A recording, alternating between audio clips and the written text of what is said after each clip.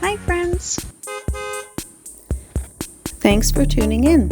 If you like this video, please give it a like, comment below, and take a moment to subscribe to our channel.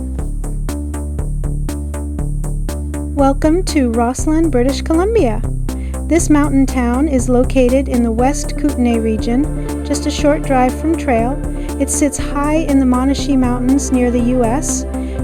border and is well known for its natural beauty and outdoor activities, especially skiing and biking. Rossland began in the late 1800s during a major gold rush.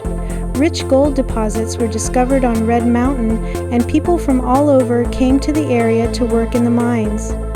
The town grew quickly and became one of the largest mining centers in Western Canada. It was named after Ross Thompson, one of the early settlers who laid out the town site. Today, Rossland is a small but vibrant community.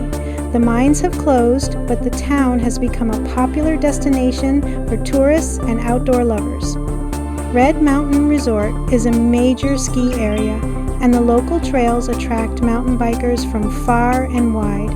With its rich history and stunning mountain views, Rossland is a special place in British Columbia.